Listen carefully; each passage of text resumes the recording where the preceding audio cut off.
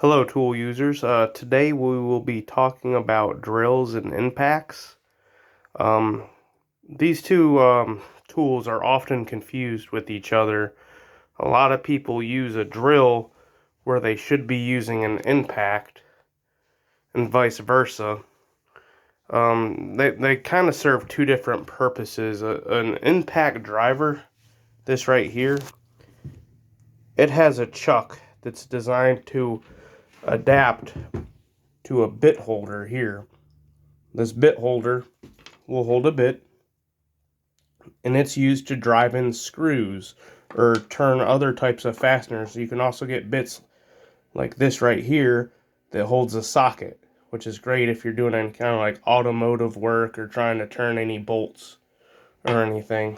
But basically it just goes right in here, and you pull this collar back and it'll slip into the driver, and then it's locked in. You can't pull that back out without pulling that collar to pull it back out. What the difference is a drill uses continuous torque, whereas an impact driver will turn, and then it'll have a hammer inside this right here, this case, that hits it, and it causes an impact, and it's able to give more force to turn a screw. Whereas when you're turning a screw with a drill, it's more likely to jump out of the screw and strip it. So a drill is better suited for using things like drill bits, drilling holes in wood. That's when you need the torque. You're turning a drill bit in wood, it needs a lot of torque to chew through the wood. You won't get that with an impact as good as you will a drill.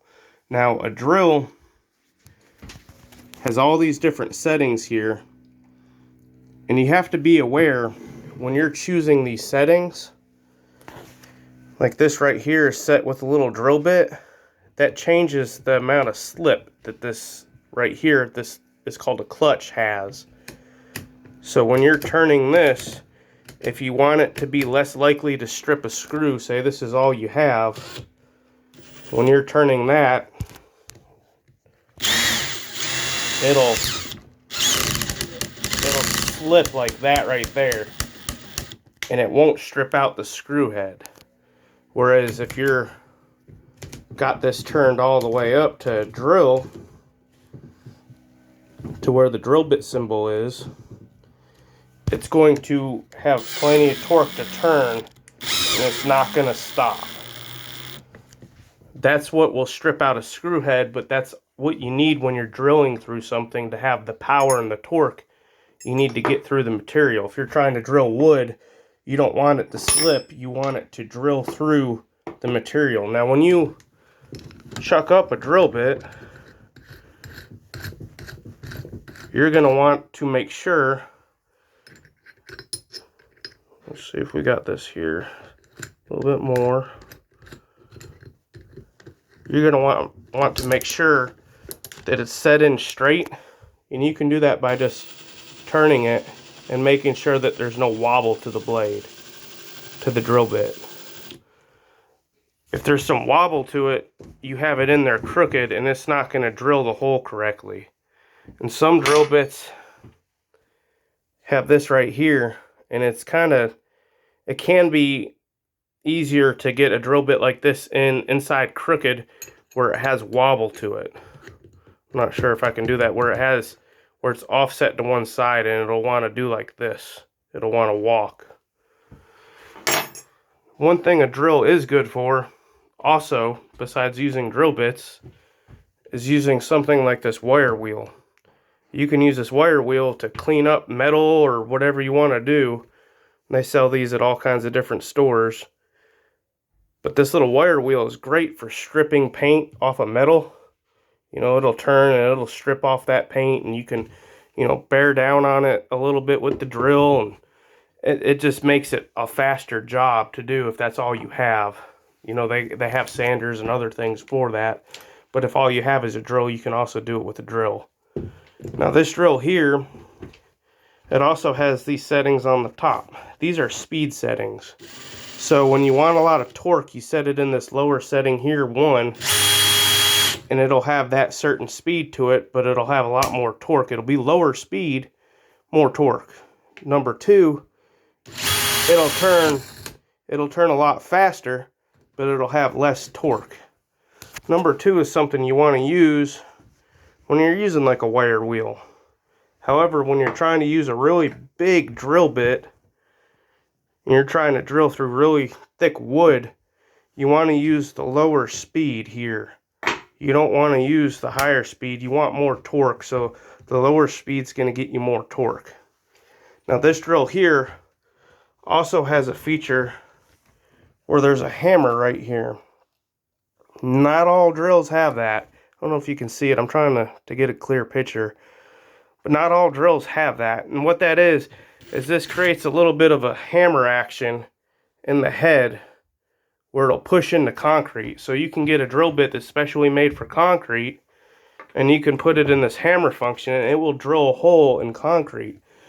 You know, that's great if you have like a concrete sided or brick sided house and you need to like hang a garden hose, you know, reel or whatever you want on the side of your house, or whatever kind of like application you need to have for drilling a hole in concrete. I know one fella hung a TV above his brick fireplace, and that's what he needed to get the holes in the brick to hang the TV, is that right there.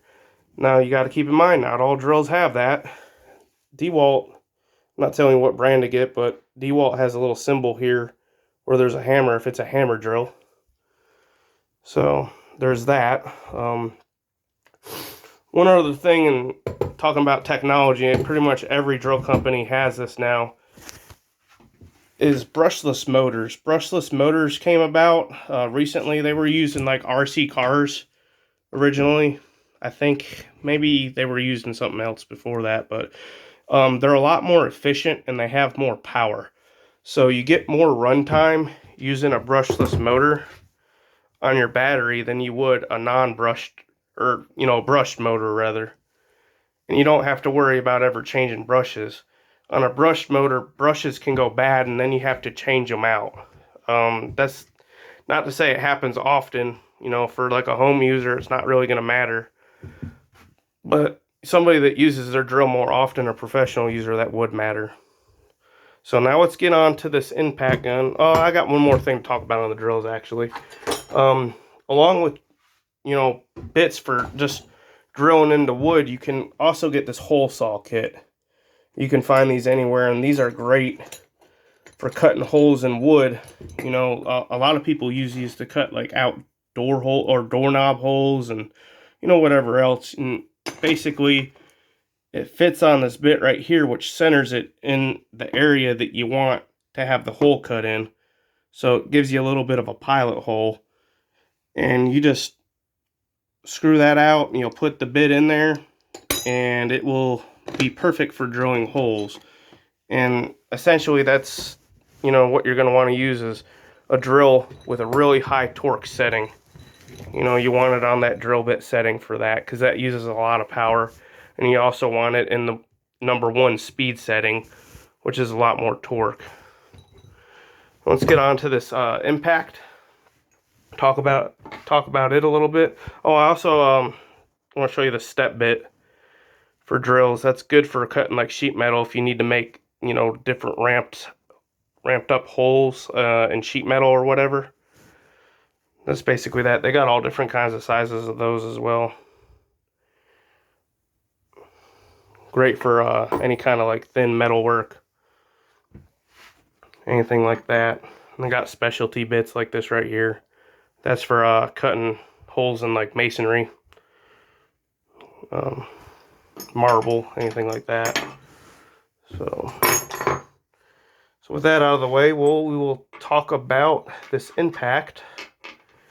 So this impact driver, it has a hammer action. When it encounters, you know, a application where it needs torque, it will actually impact. Well, let me put you down for a second. I'm still here. I'm going to put this battery in here. All right. So it'll turn like that until it encounters something where it needs to impact. Let's see. I can't get it to do it because I don't have enough. I don't have enough grip on it to get it to hammer. But you can put all different kinds of bits in here and use it to turn screws and torque bits. And you know, this is a, let's see if I can get it to focus. This is a torque bit. They also have hollow torque bits, which is used for like security type fittings where, you know, you don't want somebody messing with the screw that's installed. They use these in like public bathrooms a lot to like hold doors and stuff.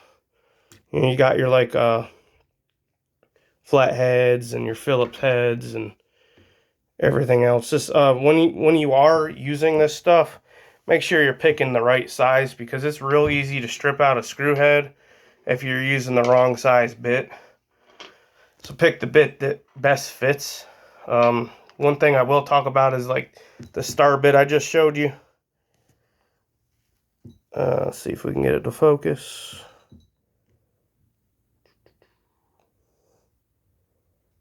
There we go. The star bit I just showed you is different than an Allen head bit. So if you try to use one mistakenly in the other, you're going to strip out your bit or you're going to strip out the screw. Try not to do that. A lot of screws use a square head bit, like a lot of like drywall type screws, wood screws.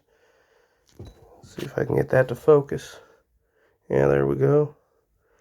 So that's something pretty common. You know, you want to be sure you have that in your kit. A lot of people ask what this is for. This is in a lot of kits and people have no idea what that does. And I can show you real quick on an application that would be useful for, and that would be this little hook right here. So this little thing right here is designed to get on this hook and then turn it into the wood. So that's what that's for, if you ever wondered. You've seen one of them in your kits. That's what that does.